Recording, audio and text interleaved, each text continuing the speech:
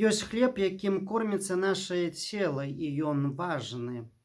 Але ёсць хлеб, якім корміцца нашая душа, і ён не менш важны.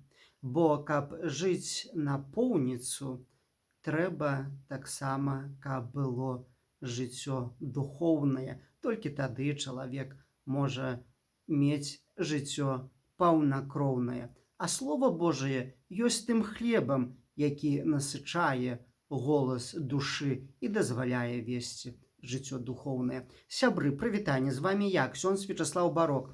І на гэтым YouTube-канале мы разважаем пра хрысціянства ў сучасным свеце, а таксама шукаем адказы на тыя пытанні, якія свет ставіць перад намі ў выглядзе самых розных выклікаў.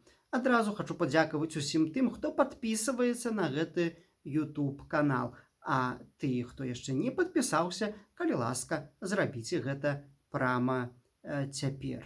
У трэцюю нядзелю літургічнага году касцёл каталіцкі ўжо другі раз адзначае нядзелю Божага Слова. Цяжка пераацаніць тое значэнне, якое Святое Пісанне, Біблія мае ў жыцці хрысціяніна, у жыцці веруючага чалавека, пра тую выключную ролю, якую Біблія мае у жыцці чалавека і ўвогуле, якую моц мае Слова Божае.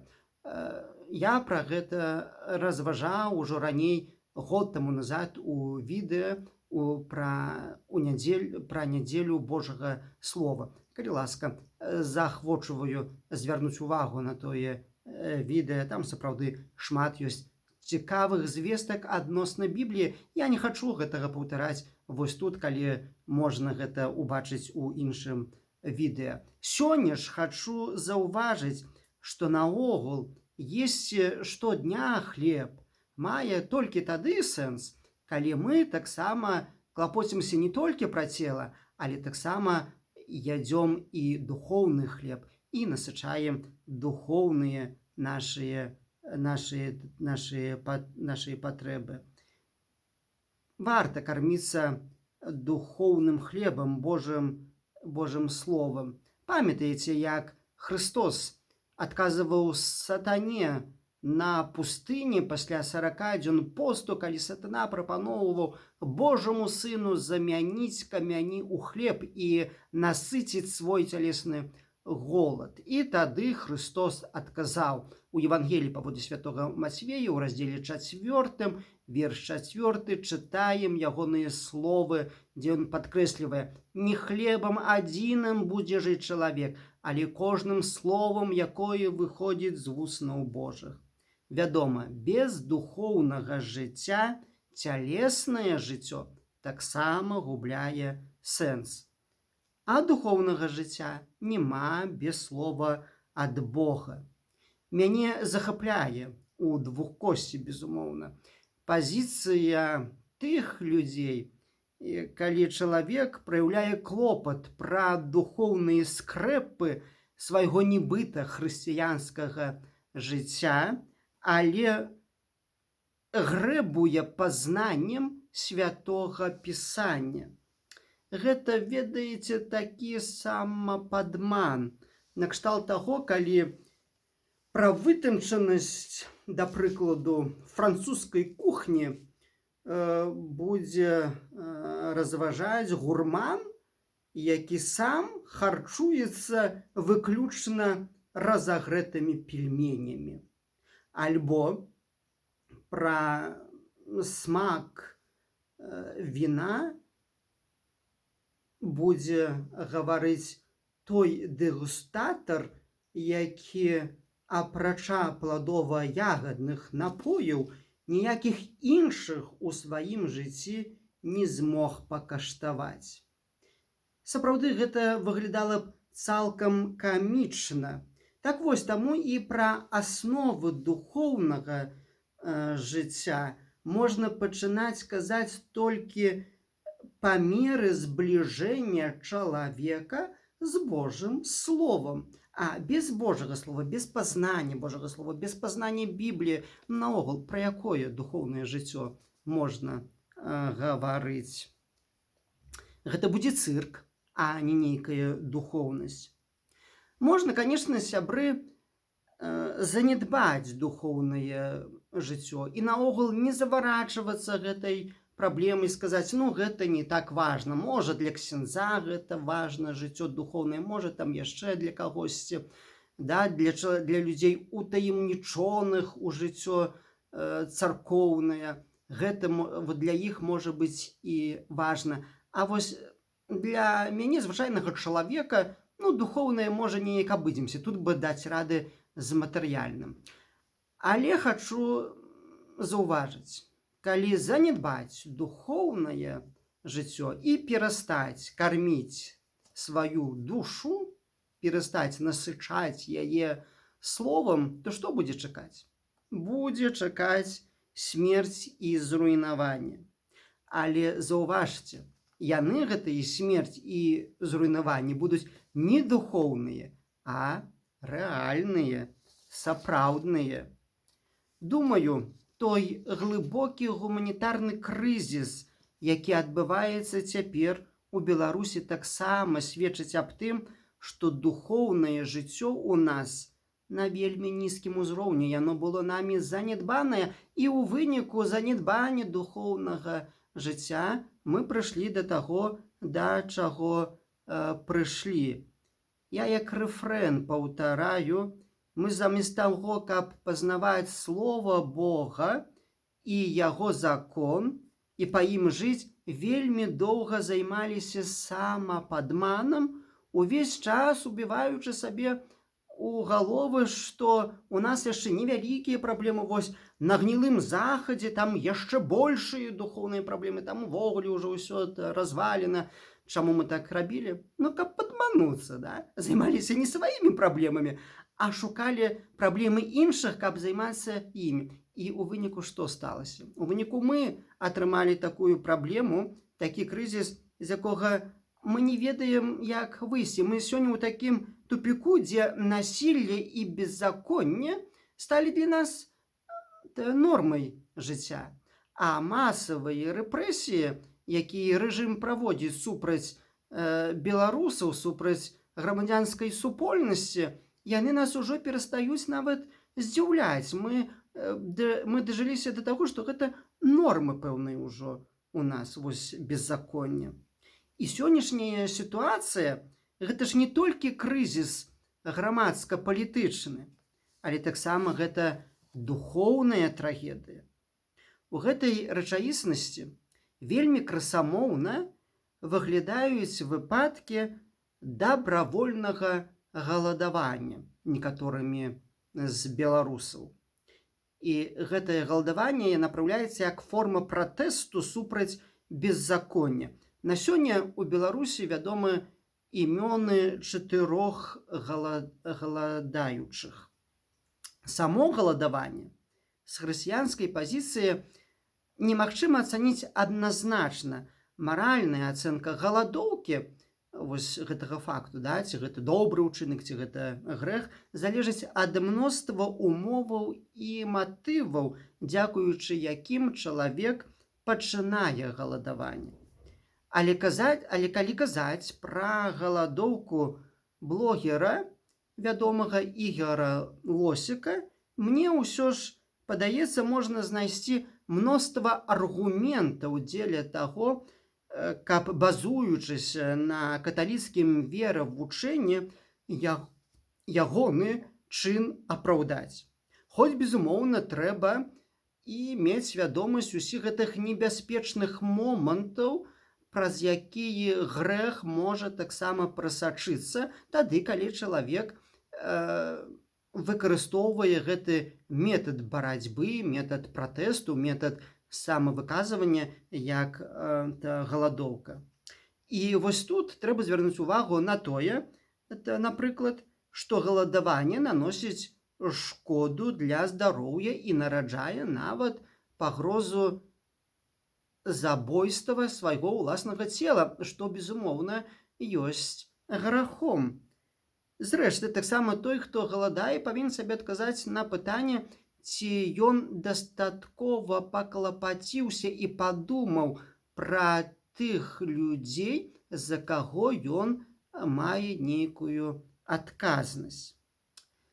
Аднак з гісторыі біблейскай добра вядомы прыклад таксама 7 братоў макавейскіх, якія адмовіліся, напрыклад, не тое, каб галадаць, але адмовіліся з рэлігійных перакананняў спажываць свініну і за гэта загінулі. Таксама тут мова ідзе, конечно, пра рэлігійныя перакананні, але мова ідзе пра ежу. І падавалася б, калі б яны з'елі тую ж свініну, яны б маглі ўратаваць сваё жыццё. А не з'елі, яны жыццё не ўратавалі, і можна сказаць, што забілі сваё цела, тым самым вось яны падвялі сябе пад смерць. Чаму Біблія, напрыклад, не можа абвінаваціць гэтых 7 братоў макавейскіх? Чаму? Гэта не толькі таму, што яны гэта рабілі з рэлігійных перакананняў, да? Але таксама перадусім таму, што жыццё чалавека, яно не ёсць абсалютнай каштоўнасцю, жыццё цялеснае. Жыццё цялеснае мае сэнс толькі тады, калі мы клапоцімся ў аднолькавай меры таксама пра жыццё духоўнае. Ва ўсялякім выпадку у гісторыі з Ігарам Лосікам нельга не заўважыць тых шляхетных матываў, з якіх ён галадае ўжо, заўважце, 40 дзён. І адным з гэтых матываў ёсць яго жаданне сказаць усяму свету: у Беларусі не павінна быць месца на беззаконне і насілле над людзьмі. І вось гэты як бы духоўны матыў галадоўкі, ён апраўдвае гэтага чалавека, які сёння стаіць на парозе паміж жыццём і смерцю. І з іншага боку, вось гэты ўчынак, і калі, не дай Божа, адбудзецца смерць, гэта смерць Ігара Лосіка будзе абвінавачваць усіх тых, хто незаконна трымае гэтага чалавека ў турме, хто не карыстаецца законам, альбо закон трактуе аднабока. І вось гэта яны будуць вінаватыя, не сам чалавек, які галадоўку распачаў. Бачыце, Ігар Лосік, а пасля яшчэ і праваслаўны святар Уладзіслаў Багамольнікаў, выкладчык духоўнай семінарыі з Мінска, 2 студэнтак Белмедуніверсітэта Маргарыта Трафімовіч і Элеанора Арзуманян, якія далучыліся да галадоўкі ў знак падтрымкі Ігара і з патрабаваннем спыніць беззаконне над ім, адмаўляюцца есці хлеб і самі адчуваюць вось гэты галадаючы голад. Каб звярнуць увагу, што сёння беларусы маюць іншы голад, не цялесны, але голад праўды, голад правасуддзя і законнасці, а гэта і ёсць голад духоўны. Заспакоіць яго не менш важна, чым заспакоіць голад цялесны. Бо толькі заспакойваючы голад духоўны, таксама можна пасля будзе, заспакоючы голад цялесны, атрымаць жыццё паўнакроўнае, а інакш ніяк. Думаючы пра перспектывы развіцця падзей у нашай краіне, мне на думку прыходзіць гісторыя Нінівы, біблейскага горада, і прарока Ёны. Нініве пагражала знішчэнне, бо забылася Нініва пра жыццё духоўнае. Я на пачатку казаў, там, дзе няма духоўнага жыцця, там, дзе не задавальняецца духоўны голад, таго чакае знішчэнне і смерць. І вось Нініва таксама, горад Нініва, які забыўся пра духоўнае жыццё, гэтаму гораду было наканавана памерці, было наканавана зруйнаванне, бо Бог спасылаў сваё пакаранне. Аднак Нініве ўстаяла. Чаму? Таму што Нініве прыняла Божае слово, якое да гэтага горада скіраваў прарок Ёна. І калі Нініве прыняла Божае слово, пагроза зруйнавання і смерці адышлі ў нябыт, бо жыхары Нінівы пакаяліся. Там, дзе ёсць пакаянне, там атрымоўваецца наново шанс на атрыманне жыцця і супакою, што сталася у выпадку з Нінівай. Так вось, наша Беларусь будзе жыць. Пагроза грамадскага супрацьстаяння і зруйнавання краіны адыдуць у нябыт, але не тады, калі будуць множыцца рэпрэсіі супраць грамадзянскай супольнасці і з'яўляцца ўсё новыя палітычныя вязні. Але тады, калі той, хто учыніў злачынствы, пакаецца у сваіх грахах. І калі мы будзем жыць па Слову Божаму, ды вернецца у нашае жыццё закон і правасуддзе, тады вось і будзе жыць Беларусь. Адбудзецца ж гэта, калі мы зразумеем, што лепш мець голад цялесны, чым духоўны, а таму і важней ёсць напоўніць сваё сэрца Словам Божым, Словам Святога Пісання, чым напоўніць страўнік хлебам. Вось так, сябры. Усё вельмі проста. Але, як кажа апостол Павел, трэба хутчэй рабіць выбар. Чаму? Таму што мінае вобраз гэтага свету, каб проста паспець усім. А там спяшайцеся насычацца духоўна, напаўняць сваё сэрца, а пра страўнік і Бог таксама паклапоціцца. Сябры, даслухалі да канца. Не забудзьцеся падпісацца на канал, паставіць падабайку, падзяліцца відэа ў сацыяльных сетках і пакідайце каментары і на YouTube-канале, і ў сацыяльных сетках. Я стараюся на гэтыя каментары адказваць таксама на ўсе вашыя пытанні. Вялікі дзякуй за ўвагу. Да новых спатканняў на гэтым YouTube-канале. Жыве Беларусь! З вами быў ксёндз Вячаслаў Барок.